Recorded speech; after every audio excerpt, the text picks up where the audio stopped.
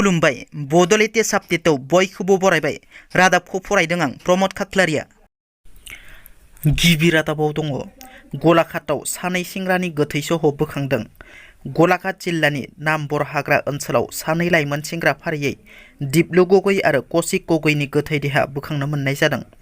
मिथिनो मोननाय बादिब्ला दिप्लु गगैया गलाघाट महकुमा ATASU नि एसिस्टेन्ट सेक्रेटारि आरो कौशिक गगैया ATASU नि सोद्रोमामोन।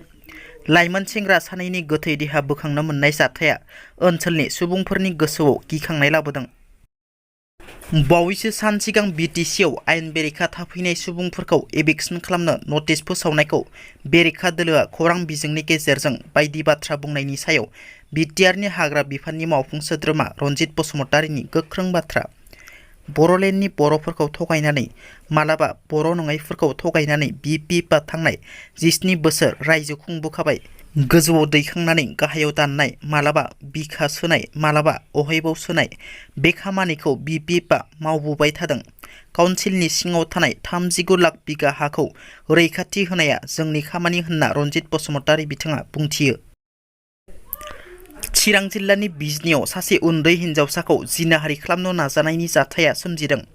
गलायाव मुवा बायनो फैनाय 12 बोसोर बैसोनि उन्दै हिनजावसाखौ गलानि सिङाव सोनानै जिनाहारि खालामनो नाजायो लांसुनिया गलादार इन्द्रमहन दासआ।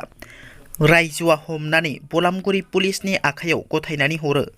फावरागिरि दासपारा गामिनि थागिबि लांसुनिया इन्द्रमहन दास मुंनि सासे सुबुङा 12 बोसोर बैसोनि सासे उन्दै हिनजावसाखौ जिनाहारि खालामनो नाजानायनि जाथाया ओनसोलनाङै दुंहाव थासारि सोमजिहोदों।